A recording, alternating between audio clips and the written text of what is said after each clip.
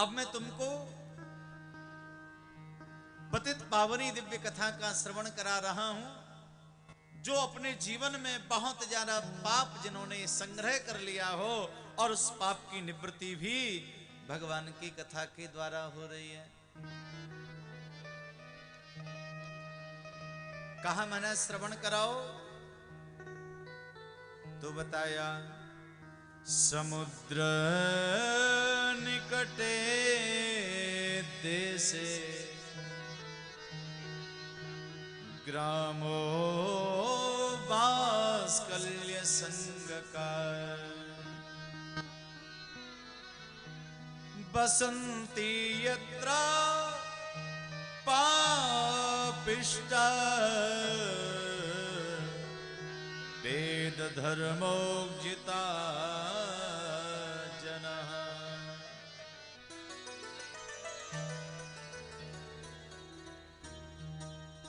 भगवान श्री सूत जी ने कहा, भैया समुद्र के किनारे पर एक नगर था, जिस नगर का नाम था वात्सल्य नगर। और उस नगर में अनेक धर्मों के अनेक प्रकार के लोग वहां निवास किया करते थे भैया। और उस नगर में एक ब्राह्मण रहता था जिसका नाम था बिंदुक।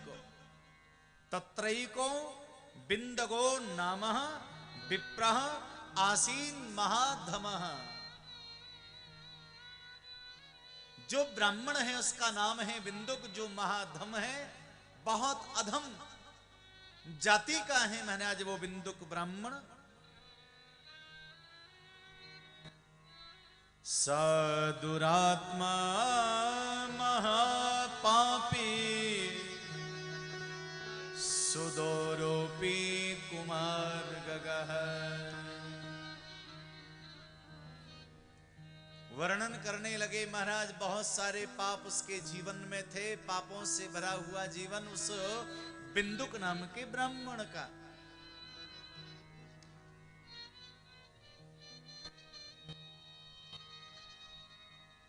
उसकी एक पत्नी थी, जिस पत्नी का नाम था चंचुला देवी।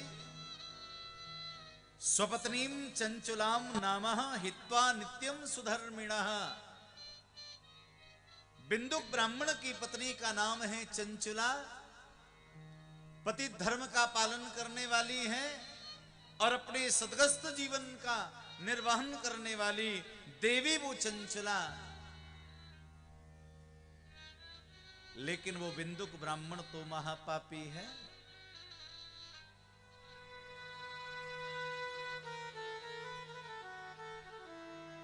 भैया ये जीवन ऐसा होता है, आप जिस मार्ग में आगे चलेंगे वैसी ही दिशा आपको मिलती चली जाएगी महाराज। आप आगरा की तरफ चलेंगे तो जगह जगह आपको अब इतना किलोमीटर, अब इतना बचा, इतना बचा, इतना बचा, और धीरे धीरे आगरा आ जाएगा। जयपुर की तरफ आप जाएंगे तो धीरे धीरे वो मार्ग आपको मिलेगा, आप जयपुर पहुंच जाएंगे। इसी प्रकार से मार्ग जो है, अनेक प्रकार के मार्ग हमारे जीवन में प्राप्त होते हैं। जिस मार्ग पर व्यक्ति आगे को बढ़ता है, रास्ता वही आपको मिलता ही चला जाता है।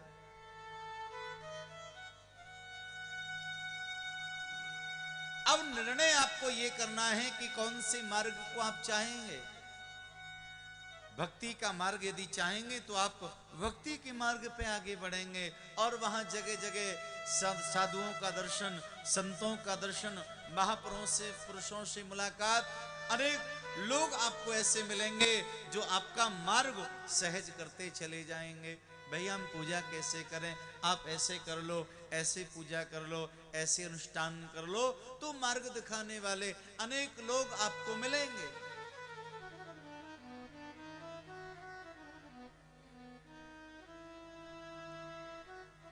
और यदि पाप के मार्ग पे आप चलेंगे तो पाप के रास्ता दिखाने वाले भी बहुत मिलेंगे। चोरी करने वाला कोई व्यक्ति हो, अनायास उसको चोरी करने वाले से भेंट हो जाती है। भैया गुटखा मसाला खाने वाला व्यक्ति हो तो अनायास उसको मसाला खाने वाला मिल ही जाएगा। हाँ, और कोई बीड़ी सिगरेट फूंकने वाला हो उसको भी भैया बीड़ी सिगरेट वाला मिल जाएगा। आपने देखा होगा कुछ लोग माचिस ही मांगते रहते हैं, ये मिल जाए महाराज। तो जिस मार्ग पर आप आगे बढ़ेंगे वही मार्ग आपको मिलता हुआ चला जाएगा। संत वृंद कहते हैं, गुरुजन कहते हैं, भैया मार्ग यदि आपको प्राप्त ही करना है तो एक ही मार्ग है दुनिया में, उसे प्राप्त करो और उस मार्ग का नाम है भक्ति का मार्ग। उसे आप प्राप्त करिए भैया,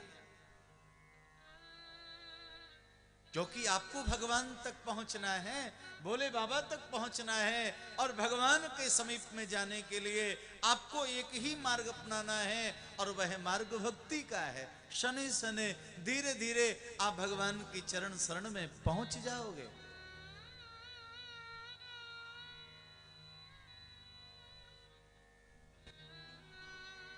और भगवान को बुलाने की चेष्टा करो। सबसे जल्दी और शीघ्र सुनने वाला यदि कोई है तो मेरे भोले बाबा हैं। बहुत जल्दी सुनते हैं महाराज, बहुत जल्दी प्रसन्न हो जाते हैं। मैं इनकी पूजा के विषय में विस्तार से हम लोग 7 दिन तक यहां चर्चा करेंगे, लेकिन इतना मैं बता दूं, इनकी पूजा सबसे सरल है। जो थोड़े में प्रसन्न हो जाए। भगवान शिव जी का एक नाम है, आपने सुना होगा, आशुतोष। आशुतोष का मतलब जानते हैं? जो थोड़े में, आपकी थोड़ी सी पूजा से, आपके थोड़े से भाव से, आपके थोड़े से द्रव्य से, आपकी थोड़ी सी महाराज भाव से बहुत जल्दी प्रसन्न हो जाते हैं, वही तो भगवान शिव है। बहुत जल्दी।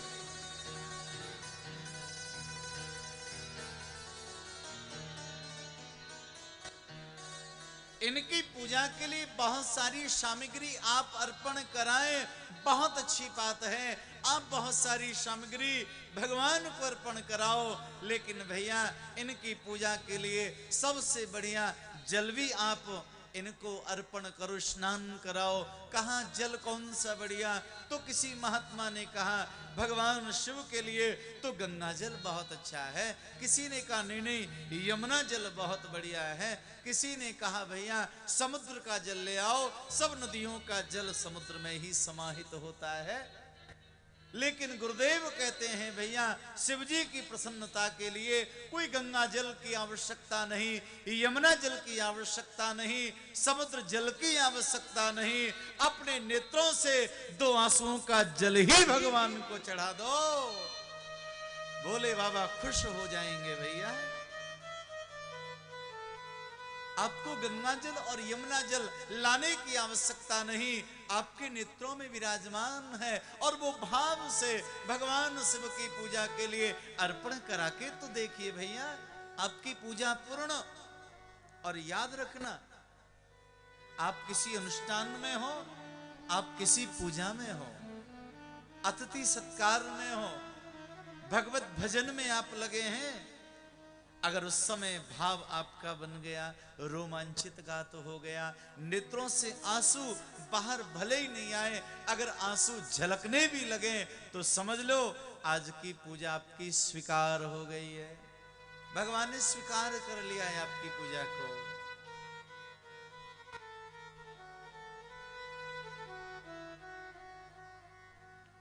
तो ये जो महात्म्य की हम कथा सुन रहे हैं, ये महात्म्य की कथा मानो भगवान आशुतोष की कथा है, ये जो थोड़े में प्रसन्न हो गए।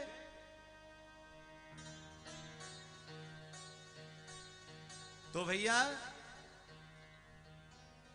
बहुत जल्दी खुश होने वाले, बहुत जल्दी प्रसन्न होने वाले भगवान शिव जी महाराज हैं। मैं जो कथा आपको श्रवण कराने को जा रहा हूं, इनके ऊपर भगवान शिव जी ने कितनी बड़ी कृपा की है, आप स्वयं आश्चर्य करेंगे।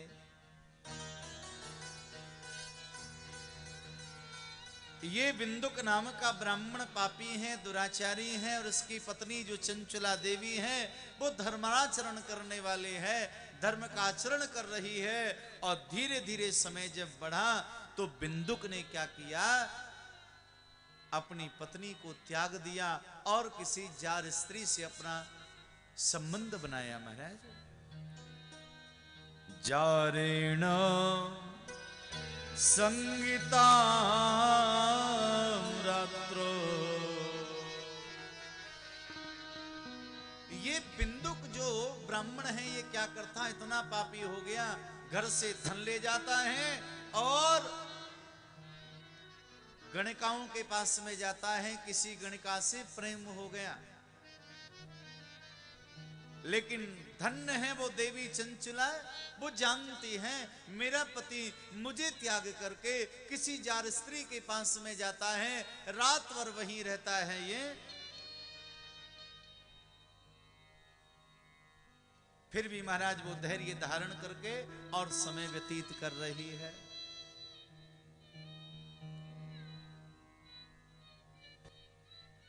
एक दिन चंचला ने समझाया अपने पतिदेव को, महाराज आप जो ये कार्य कर रहे हो ये अच्छा कार्य नहीं है, मेरे द्वारा आपकी सेवा में कोई त्रुटि है, कमी है तो आप बताने की कृपा करें, मैं प्रयास करूंगी आपकी विधिवत सेवा हो सके। और इस प्रकार से ब्राह्मण वंश में जन्म लेकर के और ऐसा दुराचरण करना ये ठीक नहीं है। पत्नी ने एक बार नहीं अनेकों बार समझाया, लेकिन उसकी समझ में नहीं आया। पत्नी को डांटते हुए कहा, मैं तो ऐसा ही करूंगा, ऐसे ही जाऊंगा, तुमको करना है सो करो, कह दिया। महाराज, ये कथा श्रवण करने में थोड़ी अजीब सी जरूर आपको लगेगी, लेकिन वास्तव में महाराज ये सत्य घटना है, हमारे आंखों के सामने जो ज्ञान है उसको दूर करने वाली है।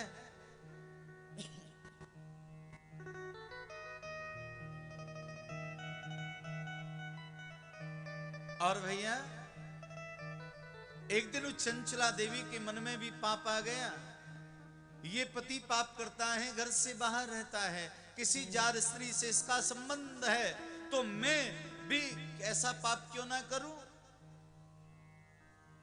परिणाम ये निकला, उस देवी चंचला ने भी किसी जार पुरुष से अपना संबंध बना लिया। दोनों ही पापी हो गए महाराज। अब एक दिन क्या हुआ, संयोगवश वो बिंदुक गया उस गणिका के पास में, और अनायास रात्रि के मध्य में ही उसको जब लौटना पड़ा तो महाराज क्या देखा, जार पुरुष को देखा है। क्रोध आ गया उसे।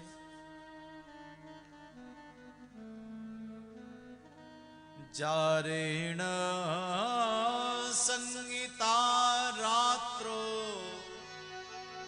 रे में पापेन गुप्तिता, पति दृष्टिं वंचयित्वा भ्रष्ट सत्वा कुमार गगन।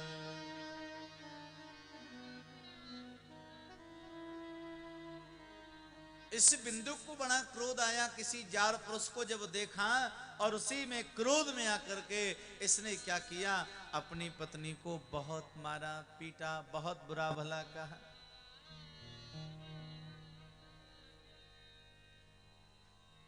और इस बिंदुक ने कहा कि तुमको इस जार पति को त्यागना पड़ेगा, इसे छोड़ना पड़ेगा। चंचला देवी ने अपने पति को समझाते हुए कहा, पतिदेव आज पूरा जीवन व्यतीत होने लगा, आपका संग मुझे प्राप्त नहीं हुआ, मैं भी अपने भावों को रोक नहीं पाई और मुझसे अपराध हो गया है, लेकिन आज मैं आपको वचन दे रही हूं, आप वहां गणिका के पास में जाना बंद कर दीजिए और आज मैं भी इस पाप को बंद कर देती हूं। तुम उसे छोड़ दो और मैं इसे छोड़ दूंगी। बिंदुक ने कहा कि मैं उसको तो नहीं छोड़ सकता,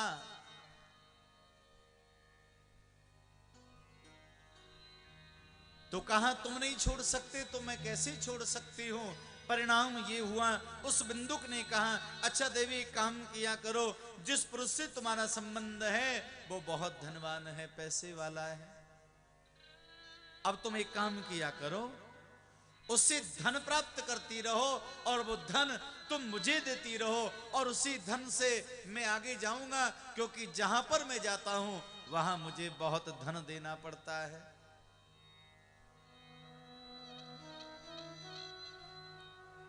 इसी प्रकार से महाराज भवन प्रतिदिनम कामम रमते वश्यया क्रुधे मां विहाय स्वपत्नीं चा युवतीं पति सेविता।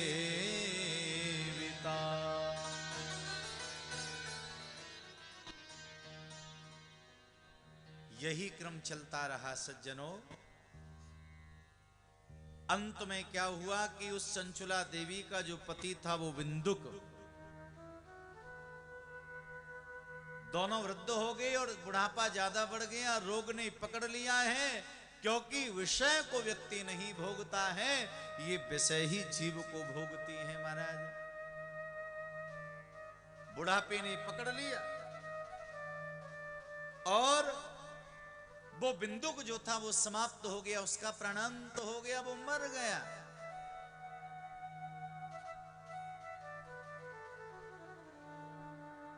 जैसे उसका प्राणांत हुआ वो मरा, कुछ समय के बाद में उस चंचला का जो जार पति था उसका भी प्राणांत हो गया, वह भी समाप्त हो गई महाराज, उसका जार पति भी चला गया।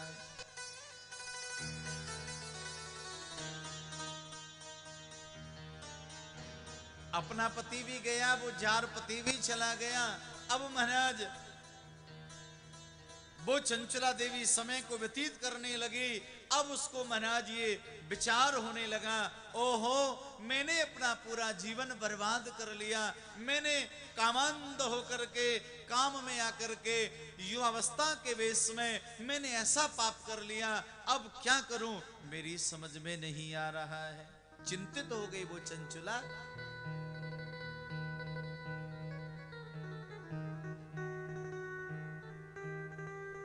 और उसी समय घटना घटी। क्या हुआ कि कुछ गांवों के लोग मिलकर के वो भी तीर्थ यात्रा के लिए जाने लगे। याद रखो भैया, अगर कहीं से आपके लिए संकेत मिले भगवत भजन का, भगवान की कथा का, कोई आमंत्रण आपको मिल जाए, निमंत्रण मिल जाए, बहुत अच्छी बात है।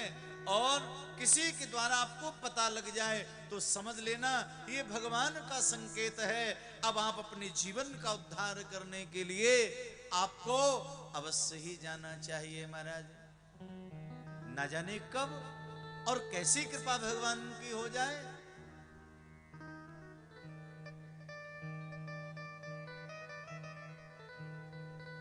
तो पूरे गांव के लोग तीर्थ यात्रा के लिए जा रहे थे। कौन से तीर्थ जा रहे थे महाराज? गोकर्ण क्षेत्र, गोकर्ण तीर्थ। एकदा देव योगेन संप्राप्ते पुण्य पर्वणि सा नारी बंदवी सार्ध गोकर्ण क्षेत्रमा।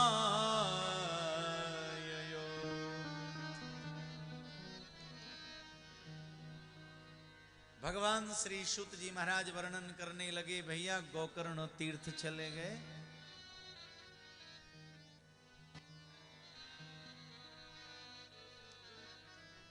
और ये चंचला देवी इतनी असाध्य हो गई, इतनी वृद्ध हो गई, रोगों ने इतना पकड़ लिया।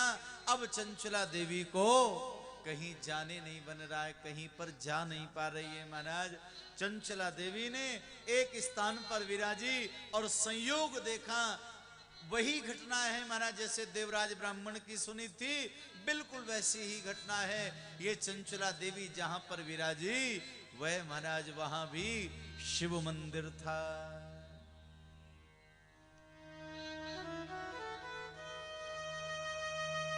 शिव जी का मंदिर है वो।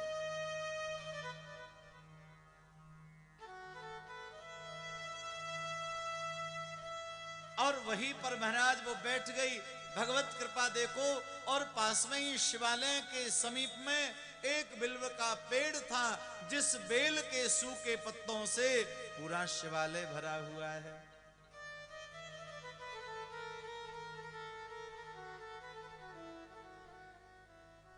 और ठाकुर जी की कृपा से, भोले बाबा की कृपा से क्या हुआ, पास में ही शिव महापुराण की कथा हो रही।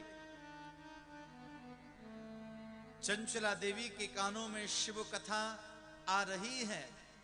जिस मंदिर में विराजमान है, उस मंदिर में पूरा मंदिर जो है बिल्व के सूखे पत्तों से भरा हुआ है। तो चंचला देवी नहीं जानती है ये शिव मंदिर क्या होता है, शिव कौन होते हैं वो नहीं जानती है। भैया मंदिर को, महाराज स्थान को साफ करने के लिए वो बिल्व के पत्तों का स्पर्श करने लगी। और बिल्व के पत्तों का स्पर्श भगवान शिव जी से हो रहा है। मेरे भोलेनाथ तो उसी को देखकर प्रसन्न हो रहे हैं। और जैसे ही कथा के शब्द उसके कान में पड़ रहे हैं, महाराज सुश्राव सतकथा संभो पुण्यम पौराणिकीं च सा। परम कल्याण करने वाली शिव कथा कान में पड़ रही है और परम आनंद का अनुभव हो रहा है। तो जो कथावाचक कथा श्रवण करा रहे थे, कथा में प्रसंग चल रहा था, कौन व्यक्ति कैसे पाप करता है और उस पापी को किस प्रकार के नरक में भेजा जाता है। ये शब्द उसके कान में पड़ रहे हैं। मैंने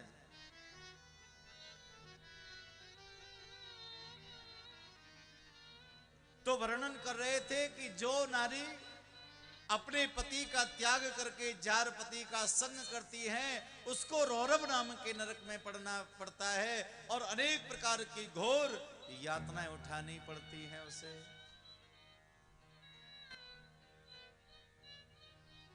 और ये रौरव नाम का नरक जो है बड़ा खतरनाक होता है महाराज। उस रौरव नाम के नरक में बहुत बड़े शूल होते हैं और शूलों से शरीर का भेदन होता है महाराज। तो जैसे जैसे वो शिव कथा के शब्द चंचला देवी के कान में पड़ने लगे और अभी से महाराज भयानक यातनाओं का अनुभव होने लगा। आज उसका हृदय कांपने लगा। ओहो, मैंने तो जीवन में बहुत पाप किया है।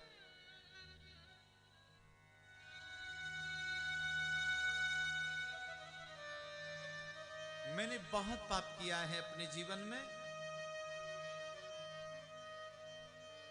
अब क्या होगा?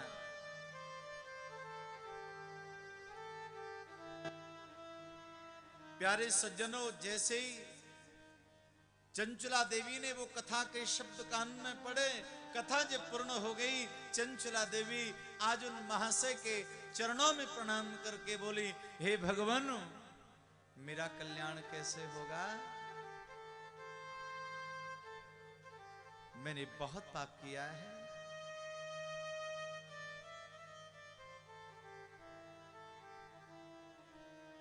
अश्वमेध शतम् कृत्वा गंगा स्नात्वा शतम् समा नाशुद्धिर्जायते प्रायो मत्पापस्य गरीयस।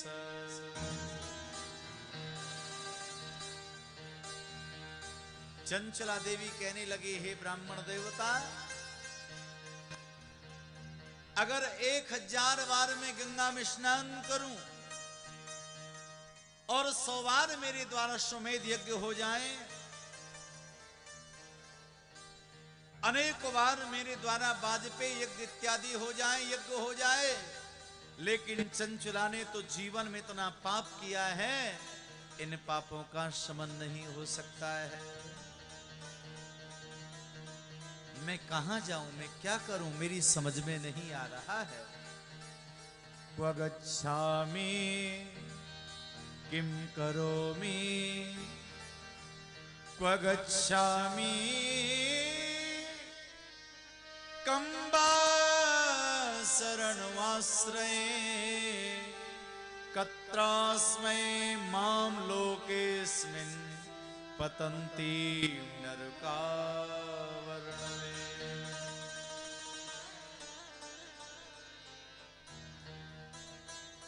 देवी चंचला के नेत्रों में आंसू आ गए और कहा, हे ब्राह्मण देवता, आपके द्वारा जो मैंने शिव कथा का श्रवण किया है, जो प्रसंग मैंने सुना है, उन प्रसंगों को श्रवण करके मुझे ऐसा लग रहा है मेरे पाप का शमन शीघ्र नहीं होगा। अब किम करोमि क्व गच्छामि, मैं क्या करूं और कहां जाऊं। कं वा शरणाश्रये, मैं किसकी शरण में जाऊं जिससे मेरा उद्धार हो जाए और ये यातनाएं मुझे उठानी ना पड़े।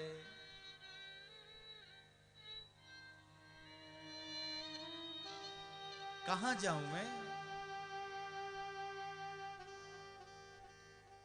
आप ही त्वमेव में गुरुर ब्रह्मस्तुम मातो तुम पितासी च, तुम मेरे माता गुरुदेव, मेरे पिता, मेरे सर्वस्व आप हैं, आप ही बताओ अब मैं क्या करूं। तब उन ब्राह्मण देवता ने कहा, हे देवी चंचुला, एक बार बड़ी निष्ठा से, बड़े ध्यान से शिव महापुराण की कथा श्रवण कर लो, तुम्हारे पापों का शमन हो जाएगा, पापों से निवृत्ति हो जाएंगे।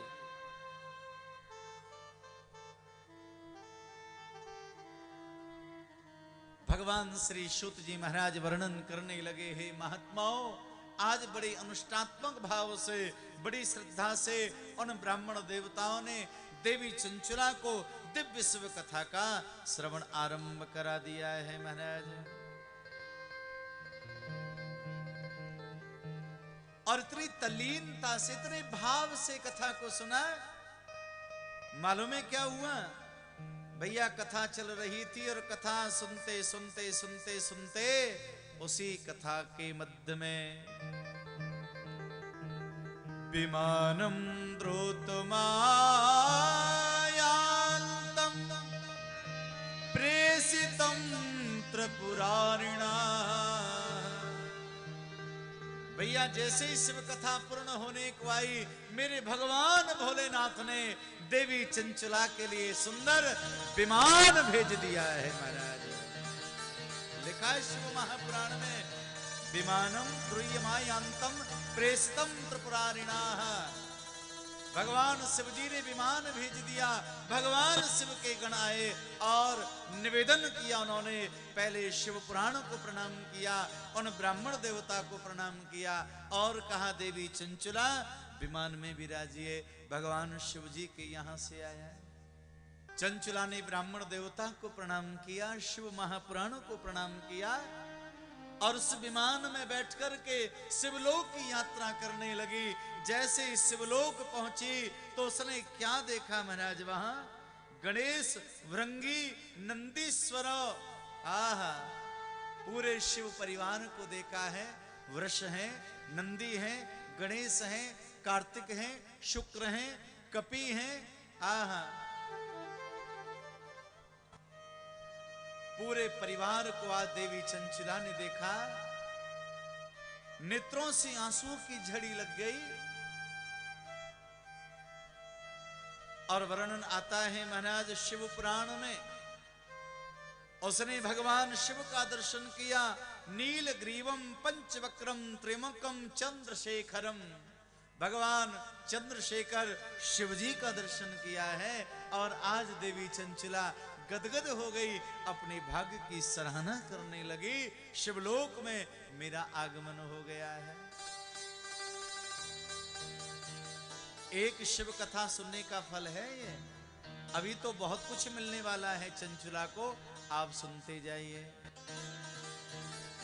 सिंहासन पर विराजमान थे भगवान शिव और पास में विराजमान है जगत जननी जगदम्बा भवानी पार्वती विराजमान है। आज मां पार्वती सिंहासन से खड़ी हो गई और मालूम है पार्वती मैया ने क्या किया, उस देवी चंचला को अपने गले से लगा लिया है, हृदय से लगा लिया।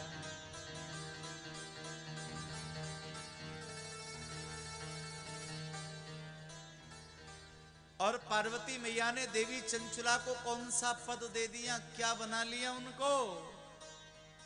पार्वत्या साकृता प्रीत्या स्वसखी दिव्य रूपणी दिव्य सौखान्विता तत्र चंचुला बिंदुग प्रिया। पार्वती मैया ने गले से लगा करके जिस नाम से चंचुला को पुकारा, वो नाम मैं आपको बताने जा रहा हूं। पार्वती मैया ने चंचुला से कहा, सखी चंचुला, आज से तुम मेरी सखी हो। स्वा सखी दिव्य रूपणी, पार्वती मैया ने सखी बना लिया। भैया जीवन में पाप हो जाए, उस पाप के प्रायश्चित के लिए व्यक्ति थोड़ा सा प्रयास कर लेता है, उसके जीवन का मल साफ हो जाता है। और आज उसी प्रकार से देवी चंचला का मल साफ हो गया और आज शिव कथा श्रवण करने से उद्धार हो गया, शिवलोक मिल गया और पार्वती मैया की सखी बन गए। भाव से कहो हर हर